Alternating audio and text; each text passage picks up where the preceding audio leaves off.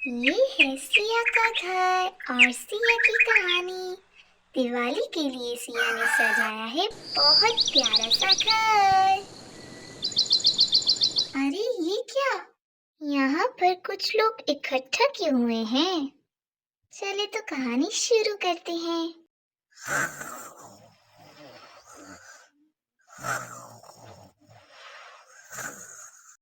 अरे बेटा, तुमने सिया को क्यों नहीं जगाया?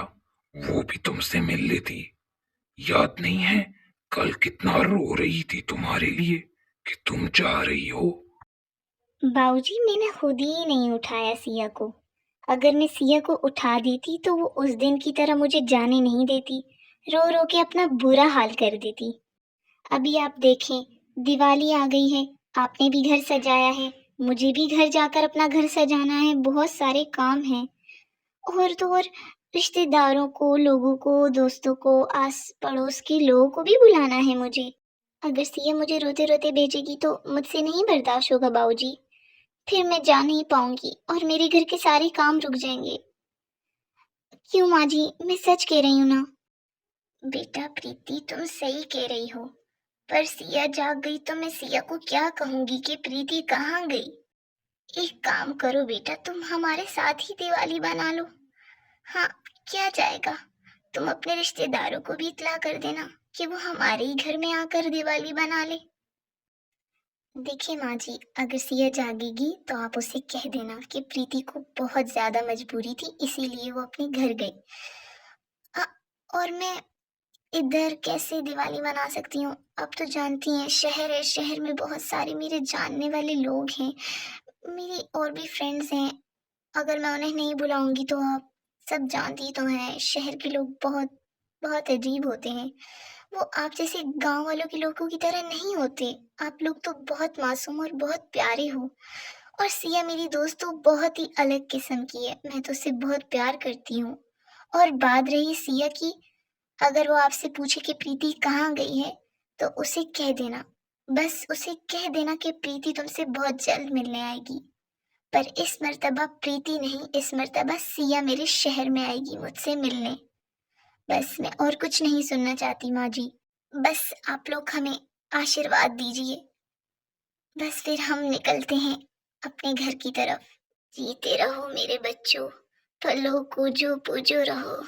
धन्यवाद माँ और बाबूजी, आप लोगों ने हमें आशीर्वाद दिया। अब आप लोग की बारी है हमारे घर में आने की। और देखना, हम बहुत धूमधाम से आप लोग का स्वागत करेंगे। और बहुत अच्छा डेकोरेट किया है आप लोगों ने घर को, अच्छे तरीके से सजाया है। बाबूजी, आपने बहुत अच्छा घर सजाया है। अगर हमें शहर के काम नहीं होते तो हम दिवाली यहीं पे ही बनाते, आप लोग के घर में सिया के साथ। बच्चों, कहाँ पर हो? दादा और दादी से आशीर्वाद लो, जल्दी आ जाओ। अरे पंकु, ये ठाकुर प्रताप सिंह ने यहाँ पे बकरियों के सामने ग्रिल्स क्यों लगा दी?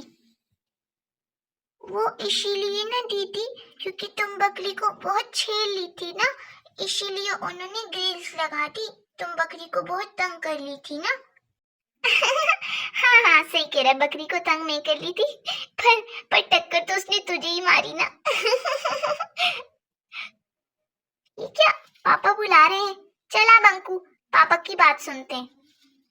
जी पापा, आई मैं। बच्चों, तुम लोग को कितनी दफा समझाया है, बड़ों का आशीर्वाद लिए बिना मत जाया करो। चलो विवेक जी, अभी हम चलते हैं।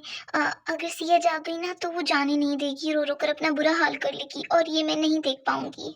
चलिए बस जल्दी चलते हैं। अच्छा माँ और बाबूजी, अभी हम चलते हैं, आप लोग अपना ध्यान रखिएगा और सिया को मेरी तरफ से बहुत प्यार देना। और सिया को कहना कि मत रोना बहुत, आज तो वैसे भी कहो कि दिवाली है, और बहुत सारे पटाखे फोड़ना। और देखो कितनी प्यारी लाइटिंग लगा दी है, कितने अच्छे से सजा दिए है बाबूजी ने घर। प्लीज माँ जी, आप कहेंगी ना सिया से, वो मुझसे नाराज नहीं हुए। मैं उससे बहुत प्यार करती हूँ। मेरी एक ही तो सहेली है, सच्ची वाली, वो भी सिया। चले तो फिर हम चलते हैं। चले दीपक, मेरा मुंह क्या देख रहे हैं, हम चलते हैं। विवेक जी चलें।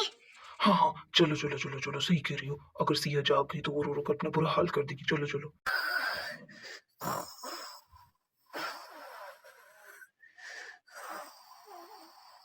प्रताप जी, प्रीति तो चली गई, अब सिया को क्या जवाब दूं? जागेगी तो मैं उसे क्या कहूंगी? आप तो जानते हैं हमारी एक ही लौती बेटी है, हम तो उनका रोना नहीं देख सकते। रोते हुए हम बिल्कुल नहीं देख सकते अपनी बेटी को। क्या कहेंगे? बहुत ही जिद्दी और बहुत ही लाडली बेटी है हमारी। अरे सिया की माँ, तुम क्यों परेशान होती हो? हमारी बेटी है, हम अच्छे से जानते हैं। पहले तो वो उठेगी, मुंह हाथ धोएगी, और फिर जब घर को चमकता हुआ देखकर खुश हो जाएगी। अरे प्रताप जी, आप भी क्या करते हैं? फिर भी उसके बाद पूछेगी तो ना। घर को चमकते हुए देखने के बाद पूछेगी तो कि कहाँ गई प्रीति। भाई मैं तो कुछ नहीं कहूंगी, बस आप ही सब कहना। मेरा तो बस छोड़े, मैं आपसे क्या कहूँ, आप तो बहुत अजीब हैं। ओह सिया की माँ, तुम्हारे भी क्या कहने हैं? पगला सी जाती हो, बात समझने की तो कोशिश ही नहीं करती, अपनी ही समझाती रहती हो। चलो, मैं ही अपनी बेटी सिया को खुद ही समझा दूंगा।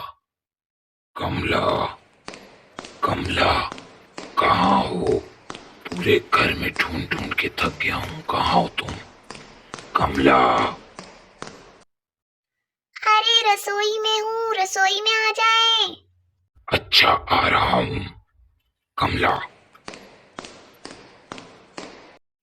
कमला जी तो यहाँ पर सब्जियां काट रही है और खाना पका रही है। दिवाली के लिए कुछ ना कुछ खास तो बनाना है ना कमला ने। क्या कर रही हो कमला? बात का जवाब क्यों नहीं देती? पूरे घर में ढूंढ ढूंढ के थक गया हूँ, पागलों की तरह कमला कमला कमला कह रहा हूँ। अच्छा जी, पागलों की तरह कमला कमला कह रहा हूँ।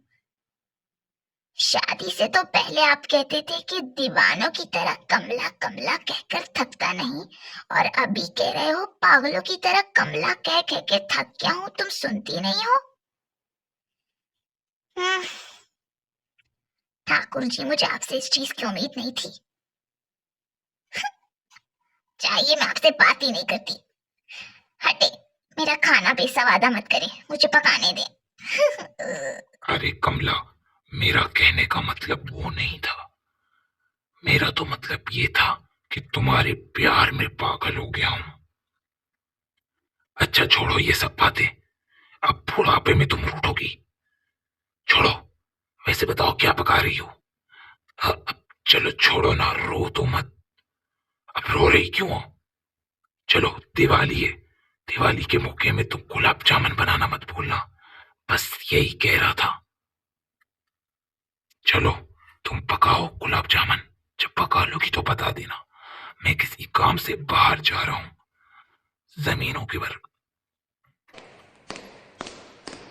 आहा कमला, तू क्या बुढ़ी हो गई है जो ये ठाकुर बुड्ढा तुझे बुड्ढी कहकर चला गया और मनाकर भी नहीं गया मुझे। बनाती हूँ तुम्हारी फरमाइश के गुलाब जामुन। लो जी, दिवाली में रूठ गई हैं कमला जी ठाकुर प्रताप सिंह से। पता नहीं उनकी फरमाइश के गुलाब जामुन बनाएंगी भी कि नहीं।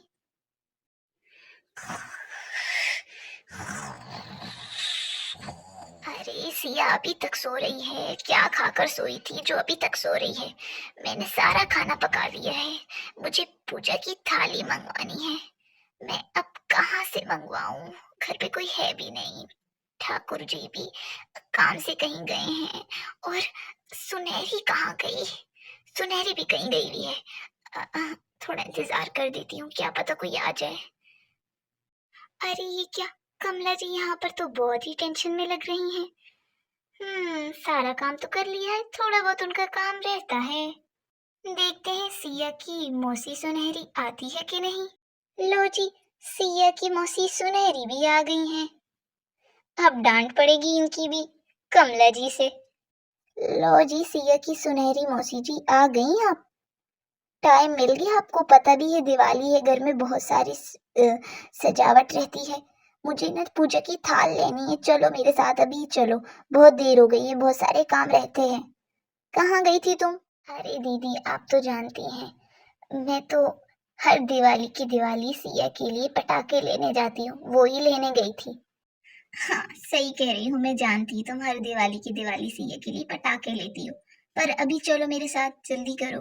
घर में अकेला ही छोड़कर जा रही है और वो सोई भी है, आपने उसको बताया भी नहीं है। अकेली है तो क्या हुआ, ये ठाकुर प्रताप सिंह का घर है, बिना इजाजत के कोई भी नहीं आता। और ऊपर से सिया जाग जाएगी तो उसे पता चल जाएगा कि सारे घर वाले काम पर गए हुए होंगे। दिवाली जो है बहुत सारे काम रहते हैं घर के, चलो अभी तुम मेरे साथ। ऐसे में सिया को घर में अकेला छोड़कर सुनहरी मौसी और कमला देवी काम से कहीं बाहर चले जाते हैं। अरे क्या सिया, तू तो बहुत लेट उठी है, मैं तो भूल गई, आज दिवाली भी है और घर भी सजाना है और बहुत सारे काम हैं। ओहो, माँ, माँ, बाऊजी, प्रीति, विवेक भैया, पिंकी, बंकू, कहाँ हो? माना कि थोड़ी लेट जागी हूँ पर जाग गई हूँ, सॉरी अगर मुझसे कोई काम रह गया। वाह भाई, दिवाली की तो लाइटें कितनी प्यारी सजाई हैं और घर कितना प्यारा सजा दिया है, कितना सुंदर लग रहा है। वाह, घर तो कितना प्यारा सजा दिया है, पर ये सब लोग कहाँ गए हैं? और वो भी मैं सो रही थी, अकेला ही छोड़ के चले गए। प्रीति, ओहो मैं तो भूल ही गई, शायद प्रीति भी इन सबके साथ कहीं गई है। हाँ, कहीं सबको शायद और मेहमानों को भी बुलाने गए होंगे, आज दिवाली जो है इसीलिए। घर भी कितना प्यारा सजा है, मुझे तो लगता है ये बाऊजी ने ही सजाया है, अक्सर बाऊजी ऐसे ही सजाते हैं। और ऊपर से ठाकुर प्रताप सिंह भी आ जाते हैं, सिया के बाऊजी। कमला, कमला कहाँ हो? ओफो, कमला को बुला बुला कर थक जा, पर कमला नहीं सुनती। कमला, ओ सिया बेटा। बाऊजी आप, बाऊजी बताइए ना, सब लोग कहाँ हैं? अरे बेटा, तुम्हें कमला ने नहीं बताया? नहीं बाऊजी, मैं तो जब जागी घर में कोई नहीं था। हाँ, बाहर गली में बच्चे ने मुझसे कहा था कि कमला मौसी तो पूजा की थाल लेने गई हैं और सुनहरी मौसी तो पटाखे लेने गई हैं। अच्छा ये सब छोड़ो बेटा, प्रीति अपने घर चली गई है शहर, और तुम्हारी माँ किसी काम से बाहर गई है मौसी के साथ। चलो तुम जाग गई हो तो तुमने घर देखा, कैसा प्यारा सजाया है तुम्हारे पिता ने। क्या बाऊजी, प्रीति चली गई मुझसे बिना मिले? हाँ बेटा, तुम्हारे इसी रोने की वजह से तुमसे मिले बिना ही चली गई। तुम रोने जो लग जाती हो और उसे शहर भी नहीं जाने देती। बेटा, अब सारी जिंदगी तो वो हमारे घर नहीं रहेगी, मेहमान थी, मेहमानों की तरह चली गई। और उसे खुद भी काम थे, घर में दिवाली है, उसने अपना भी घर सजाना है, और ये भी कहकर गई है कि अगली दफा सिया मेरे घर आएगी शहर मुझसे मिलने। देखना बाऊजी, मैं प्रीति से शहर मिलने जाऊंगी ना तो उससे खूब लड़ूंगी, खूब लड़ूंगी। बिना मिले कैसे चली गई?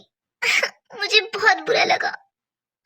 प्रीति तुम बहुत बुरा करती हो, मुझसे बिना मिले ही चली गई।